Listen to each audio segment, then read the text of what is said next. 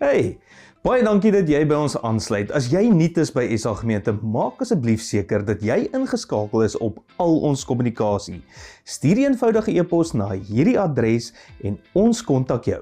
Ons het iets vir jou en jou gesin en dit maak nie saak of jy in die Guildford omgewing woon of nie. As jy al 'n rukkie aanlyn kyk en dalk SA Gemeente as jou kerk beskou, wil ek jou nooi om finansiëel saam met ons te werk. Ons het dit baie maklik gemaak vir jou om dit te doen. Besoek net die webwerf onder aan jou skerm en gaan na dankoffer. En aan diegene wat reeds 'n plan het om ons kerk finansiëel te ondersteun, baie dankie dat julle ons help om mense letterlik reg oor die wêreld te inspireer om Jesus te volg. Ons waardeer jou. En nou, hier is vandag se boodskap.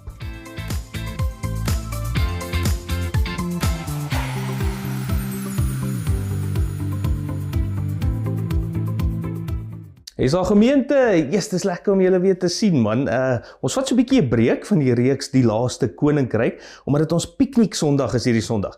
Maar nietemin, welkom by vandag se preek en saamgesels. My hoop is dat hierdie boodskap jou sal vernuwe en jou sal dring tot 'n lewe wat Jesus volg bo alles, sonder om tyd te mors. Kom ons trek weg met vandag se teks uit Lukas 14, vers 25 tot 35. Jesus was teen daardie tyd so bekend dat 'n groot skare agter hom aangestap het. Op 'n dag het hy vir hulle almal gesê, "Dink julle regtig dat dit so maklik is om een van my volgelinge te wees? Wel, kom ek sê reguit vir julle, as jy meer omgee vir jou ouers, of vir jou vrou, of jou kinders, of vir enigiemand anders, moet jy nie eens probeer om agter my aan te kom nie. As jy my wil volg, moet jy alles wat vir jou baie belangrik is, laat staan. Stel dit tweede, so nie, bly dan weg. Ek moet die belangrikste van alles in jou lewe wees. En dit is baie moeilik. Ja, dit is so moeilik soos om jou eie doodsvonnis te onderteken. Om my te volg moet jy maak soos iemand wat die doodsvonnis opgelê is. Jy moet jou kruis optel en agter my aanstap. As jy nie daarvoor kans sien nie, bly liewer weg. Kom ek verduidelik dit met 'n voorbeeld, sê Jesus. As jy 'n huis wil bou, werk jy mos voor die tyd uit of jy genoeg geld het om dit alles te kan doen, nie waar nie? Anders, as jy nie jou sommetjies behoorlik gemaak het nie, is jou geld dalk te min nadat jy die fondament gegooi het. En wat gebeur dan? Dan lag almal vir jou. Hulle sal sê, daar's nou vir jou 'n de mekaar ou wat 'n huis halfpad bou en dit dan net so laat staan. Nog 'n voorbeeld, as 'n koning met 'n leer van 10.000 soldate besluit om te gaan oorlog maak teen 'n ander koning met 'n leer van 20.000 soldate, moet hy voor die tyd baie mooi dink of hy dit kan regkry. So nie, moet hy liewer 'n afvaardiging na die ander koning toe stuur en met hom probeer onderhandel om 'n vreedsame oplossing te kry. Dan vers 33, weet julle, so gaan dit ook met elkeen van julle wat agter my wil aankom. As julle nie bereid is om julle geld en julle besittings weg te gee aan ander mense wat swaar kry nie, kan julle nie my volgelinge wees nie. Julle wat sê dat julle my volgelinge is so sout. Julle moet smaak gee aan hierdie smaaklose wêreld. Maar wat help dit as julle self smaakloos is? Dan beteken julle niks meer vir my nie. Dan moet julle weggegooi word, presies net soos 'n mens maak met sout wat sy smaak verloor het. Julle moet mooi luister na wat ek vir julle sê, en dit dan ook gaan doen. Hierdie is gewigtige woorde, baie gewigtige woorde, maar nie onderdrukkende woorde nie. Daar's 'n reuse verskil tussen gewigtig en onderdrukkend. Die teenwoordigheid van die lewende God is gewigtig, ja, maar dit is nie onderdrukkend nie. Trouwens, dis eintlik baie bevrydend wat hier gebeur. Bevrydend, sal jy dalk vra? Tensy jy haat, alles opgee en jou eie kruis dra, jy sou vra, is dit bevrydend? Ja, dis diep bevrydend. Hoekom? Want baie van ons ervaar onderdrukkende spanning in ons tyd, juis omdat ons nie agter Jesus aanloop nie. Om reg agter Jesus aan te loop, lei nie tot uitputtende spanning nie. Hierdie gewigtige woorde van Jesus word gegee om ons vry te maak. Kyk mooi na die teks. 3 keer in die teks sê Jesus, jy kan nie. Vers 26, as iemand na my toe kom en nie sy vader en moeder en vrou en kinders en broers en susters, ja, selfs sy eie lewe haat nie, dis die regte woord, kan hy nie my disipel wees nie. Vers 33, elkeen van julle wat nie afstand doen van al sy besittings nie, kan nie my disipel wees nie. En vers 27, wie nie sy kruis dra en my volg nie, kan nie my disipel wees nie. Jesus sê hierdie 3 kan nie uitsprake in direkte verband met 3 klein gelykenisse. Vers 28, die bouer wat seker moet maak dat hy genoeg materiaal het om die projek klaar te maak. Vers 31, die koning wat sy koninkryk moet verdedig, wat seker moet wees, hy het genoeg hulpbronne om die oorlog in te gaan. En vers 34, die sout is net bruikbaar as dit nie verslaan nie. Jesus sê, sy kan nie woorde om ons te help regbou. Hy sê dit om ons te help die stryd wen. Hy sê dit om ons te help om sout te wees, die sout van die aarde, soos hy ons nooi om te wees in die bergrede, Matteus 5-7. Jy kan nie my disipel wees tensy jy haat nie. Jy kan nie my disipel wees tensy jy alles prysgee nie. Jy kan nie my disipels wees tensy jy jou eie kruis dra nie. Wat ek dink Jesus vir ons sê hier is dit: tensy jy haat, prysgee en jou kruis dra, sal jy jouself nie toelaat om my disipel te wees nie. Hy sit nie hindernisse voor nie, hy sluit niemand uit nie, hy sê net dat ons eenvoudig nie sal opstaan en agter hom aanloop, tensy ons ophou om aan al die ander aansprake op ons lewens toe te gee nie. Die kan nie, kom nie van hom af nie, dit kom van ons af. Jesus sê dit soos dit is, ons sal nie agter hom aanloop terwyl ons nog probeer agter iemand of iets anders aanloop nie. Elke mens is 'n disipel van iemand of iets of een of ander manier van leef. Elke skrywer, elke rolprentmaker, elke politikus, elke koerantredakteur, elke TED-spreker, elke loodgieter, prokureur, onderwyser, dokter, entrepreneur, elke persoon in elke stad en elke land is 'n disipel van iets of iemand. Die vraag is dus nooit, sal ek 'n disipel wees nie? Die vraag is altyd, wie se disipel sal ek wees? Jesus sê, ek wil hê jy moet die volheid van die lewe ken, die volheid wat kom as jy regtig agter my aanloop. Maar hier is die waarheid. Jy sal nie opstaan en my volg in daardie volheid in die koninkryk van God en tensy jy vrede maak met al die ander dinge wat jou lewe probeer opeis. In sy gewigtige woorde sê Jesus, hoe verlang ek dat jy sal ingaan en deel hê aan die intimiteit wat ek met my Vader het. Maar jy sal nie opstaan en my volg in die Vader se hart in nie, tensy jy reguit kyk na alles anders wat jy volg. Dis nie dat ons nie kan sy disipels wees nie, dis dat ons nie wil nie. Jesus mislei nooit iemand oor die koste van disipelskap nie. Hy lok nooit iemand met minder as die volle waarheid nie. Hy's altyd eerlik en direk. Ek is die weg, die waarheid en die lewe. Hy beloof om ons te lei na 'n lewe van oorvloed. Maar, en dis belangrik, jy sal hom nie in daardie lewe volg nie, tensy en totdat jy vrede gemaak het met al die ander aansprake op jou lewe. Dis nie dat jy nie kan volg nie, dis dat jy nie wil volg nie. Jesus druk homself hier uit op 'n tipiese Midde-Oosterse manier, en dis hoekom hy hierdie woorde gebruik. Hy gebruik oordrewe taal om ons aandag te trek. Hy trek doelbewus skerp kontras. Haat, gee alles op, dra jou kruis. Is hy letterlik besig om te sê, jy moet jou geliefdes haat? Dat jy regtig alles moet opgee, letterlik wegloop en met 'n kruis op jou skouer stap?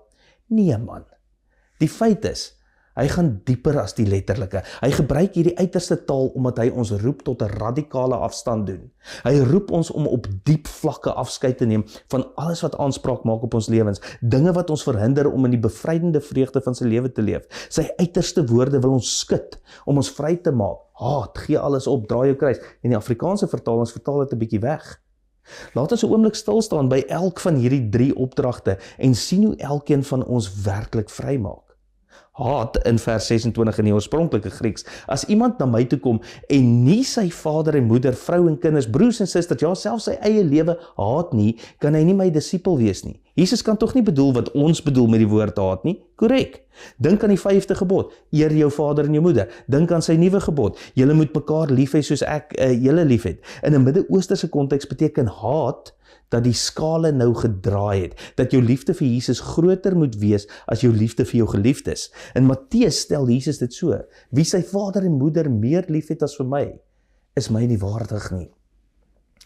Maar ons mag ook nie die skerp rand van hierdie woord haat afvuil en dit lig maak nie, want Jesus vra nie dat ons hom moet relatief meer lief sal hê nie. Hy sê ook dat geliefdes nie meer die finale gesag oor ons lewens het nie. Dit was 'n radikale stelling in die eerste eeu en dit bly radikaal, veral in kulture waar familiegesag alles bepalend is. In die eerste eeuse Midde-Oosterse wêreld het die vader se gesag feitelik elke aspek van die kinders se lewens bepaal, tot die dag van sy dood. In ander kulture speel die moeder daardie rol. Maar Jesus sê, die enigste toestemming wat jy nodig het om my te volg, is myne. Sy woorde plaas ons almal in ons plek, want dit is maklik om geliefdes of vriende in 'n plek van byna afgoderry te plaas, om vir hulle daardie plek in jou hart te gee wat net aan die lewende God behoort. Ek weet dit self. op verskeie vlakke. Ek's baie lief vir my pa en my ma, maar hoe belangrik hulle stemme ook al is, hulle moet plek maak vir die stem van Jesus. My pa is my pa, maar hy is nie my Here nie. My ma is my ma, en sy is nie my Here nie. Ek kyk op na hulle vir leiding, maar hulle het nie die finale sê nie, nooit nie. Jesus het nou die finale sê, né? Nou draai die gewig om. Ek is my seun Ivan se pa, maar ek is nie sy Here nie. Ek is my seun Marie se pa, maar ek is nie sy Here nie. Die enigste een wat waardig is om hulle onvoorwaardelike lojaliteit te ontvang, is Jesus. My taak as ouer is om hulle aan Jesus voor te stel. My taak is om hulle voor te berei om hom te volg soos ek te doen wanneer hy hulle roep. Ek het drome vir hulle lewens, maar Jesus het ook drome en sy drome het voorrang. Sy drome is beter as my drome en ek moet my drome aan hom oorgee, selfs al beteken dit dat my drome sterf. Ek moet gereed wees dat Jesus my drome dalk teleurstel, sodat hy sy drome vir my seuns kan vervul. En hier's die wonder. Wanneer ek Jesus se gewigtige woorde omhels, raak ek eintlik ligter. Ek word 'n beter pa. Ek is minder veel eisend, minder beheer, meer oop en ek is meer sensitief vir die gees se roeringe in my seuns se lewens. Jesus se gebruik van die woord haat gaan selfs nog dieper. Ek dink hy sê ook vir ons, jy gaan moet breek met die disfunksie van jou familiesisteem as jy my wil volg. Dis ware bevryding. Al daardie bagasie wat ons terughou, né? Jy weet waarvan ek praat?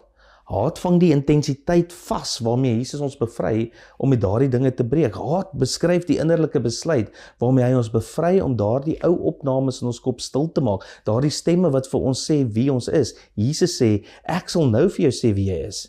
Ek sal nou jou bron van sekuriteit en identiteit wees. Dis wat hy vir ons sê.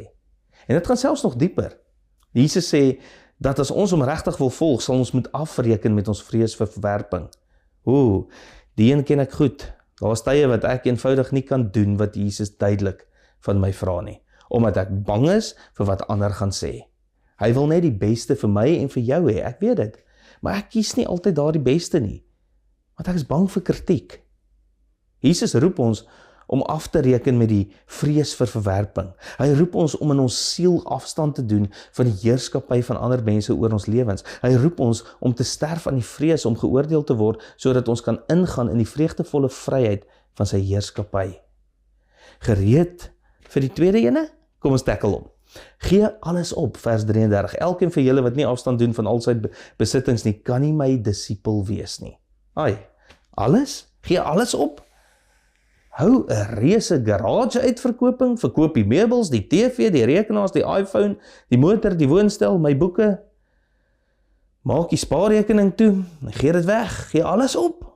Jesus se radikale manier van praat sê eintlik, doen afstand van die aanspraak wat besittings op jou maak. Daardie aansprake kan ons verhinder om Jesus se roeping uit te leef. Of hoe? Dis die sleutel. Plaas dit onder Jesus se gesag. Terwyl hy as predikant van 'n groot gemeente in Buenos Aires gedien het, het Juan Carlos Ortiz 'n merkwaardige klein boekie geskryf met die titel Disciple. Juan Carlos Ortiz is veral bekend vir die gewaagde skuif wat hy aan die begin van sy bediening in Argentinië gemaak het. Hy het 'n kragtige preek gelewer op die Sondag waarop hy sy proefpreek gedoen het. Dit was so goed dat die mense net daar eenparig vir hom gestem het om hulle predikant te wees. Die volgende Sondag het hy dieselfde preek weer gelewer. Die mense was beïndruk en het gedink, dit is beslis nie moeite werd om dit weer te hoor dalk. Maar die derde Sondag preek hy weer dieselfde boodskap. Die gemeente het begin wonder en kriewelrig raak en op die vierde Sondag weer dieselfde preek. Die diakens het vir Juan Carlos gevra om na die diens dringend met hulle te vergader. Die hoofdiakens sê toe, dominee, ons hou baie van u preke en dit is regtig goed, maar ons wonder, het hy nie ook 'n ander preek nie? Juan Carlos antwoord, ja, natuurlik het ek.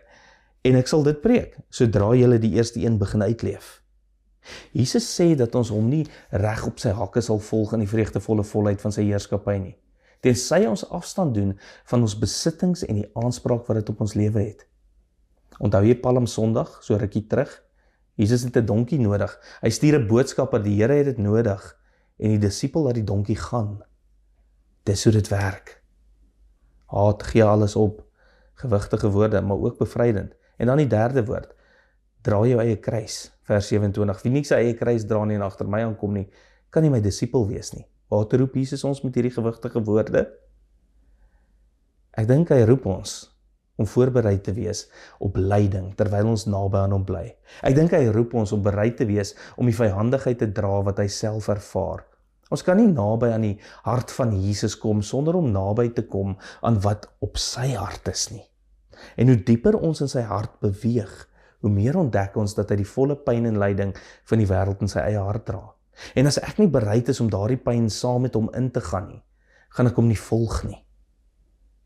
Maar ek dink die kern van sy boodskap hier is, jy moet afstand doen van jou eie aanspraak op selfheerskappy. Dis wat hy bedoel. Om die kruis te dra beteken jy kies om te sterf aan selfheerskappy, om te sterf aan die illusie dat jy in beheer is. Om die kruis te dra is om te sê, ek hoef nie meer in alles my sin te hê nie. Want as ek aanhou om alles my manier te probeer kry, hoe op aarde gaan ek dan ooit naby genoeg aan Jesus bly om hom werklik te volg? Hoe gaan ek dan ooit eerstens die koninkryk soek? Dra jou kruis. Want ons is nooit bedoel om die gewig van God wees self te dra nie. Ons is nooit gemaak om die las van selfheerskappy te dra nie. Jesus se gewigtige woorde bevry ons van die verpletterende las om ons eie meesters te wees. Haat, gee alles op, dra jou eie kruis. Moes Jesus regtig so ekstreem praat? Ja, want Jesus weet, ons sal hom nie bystaan in sy bouprojek of sy stryd nie. As ons bly toegee aan al die ander aansprake op ons lewens, ons sal eenvoudig nie doen wat hy vra nie. Weereens, is nie dat Jesus sê, jy kan nie my disipel wees nie, hy sê, jy wil nie. Hy sê, jy gaan my nie werklik volg in dit wat ek vir jou voorberei het nie, tensy jy afreken met al die ander aansprake op jou lewe. Ek nooi jou, gaan sit stil voor die Here, en sê vir hom, wat is daar die een groot ding, wat hy in die laaste 30 minute vir jou gesê het. En dan sê jy vir hom, wat jy nou daarmee gaan doen. Hy praat veral met ons mans. Ek praat met ons mans. Ons gaan nie deur die lewe, ons is net so magtig en oulik en al hierdie dinge. Jy maak droog. Jy dink jy so oulik, jy dink jy so smart, jy dink jy so great, en jy's in beheer en jy's onafhanklik en al hierdie goeders wat vir jou van kleins af gesê is jy moet wees. Jy moet naby aan die Here kom. En jy moet jou gesin lei om naby aan die Here te kom. En dames, eintlik geld dieselfde maar vir jou ook. Eintlik geld presies dieselfde vir ons almal. Dis nie dat jy nie 'n disipel kan wees nie. Dis dat jy dit nie wil wees nie. Want daar's ander dinge in jou lewe wat vir jou bietjie belangriker is. Dis wat Jesus sê. Hoe meer ek in die Nuwe Testament preek, hoe meer besef ek dat my generasie en my tyd se mense regtig nie baie van Jesus sal hou nie. As hy vandag hier moet instap en hierdie boodskap leer, jy sal nie van hom hou nie. Want jy wil nie. Want daar's ander dinge, daar's belangriker dinge. En mag ons as SA gemeente 'n netwerk vorm wat juis die teenoorgestelde wys. Wat wys dat ons God eerste stel. Dat ons Jesus eerste stel. Dat ons allereers sy koninkryk soek waar ons laasweek gepreek het. Dat ons dit allereers soek. En dat ons al hierdie kersversieringkies hier om ons een kant toe skuif. En fokus op Jesus en wat hy vir ons sê. Raak ontslae van die goed wat jou vashou. Moenie die woorde ligtelik opvat nie. Hierdie is gewigtige woorde. Amen. Here, dankie dat U ons seën. Dankie dat U vir ons lewe gee. Help ons om ons lewe vir U te gee. Help ons om die dinge wat om ons is en ons aandag aftrek, een kant te skuif en U te kies omdat ons wil. Nie omdat ons skuldig voel, of voel ons moet, of wat ook al, maar omdat ons wil. Here, die onus is op ons. Die oë is op ons, om hierdie te maak werk. En nie net nog ou tierlantynkie in ons lewe te, dit is so lekker om Afrikaanse kerk in Engeland te hou nie. Maar Afrikaanse kerk te hou, sodat ons lewe vul met groei, sodat ons daarmee stap, sodat ons 'n verskil maak daar waar ons bly, werk en speel. Dankie vir U eerlikheid, vir U opregtheid, vir U reguit praat oor wat U wil vir ons lewens is. Seën ons gemeente om presies dit te wees. Amen. Ontvang die seën van die Here, Ek seën jou in die naam van God die Vader, wat jou gemaak het, wat vir jou lief is, wat vir jou omgee. Ek seën jou in die naam van Jesus Christus, wat jou uitnooi om hom te volg, as jy wil. En ek seën jou in die naam van die Heilige Gees, wat daar is om jou te lei, dat as jy sou besluit om hom te wil volg, jy weet dat jy in goeie hande is. Gaan en maak 'n verskil in hierdie wêreld. Amen.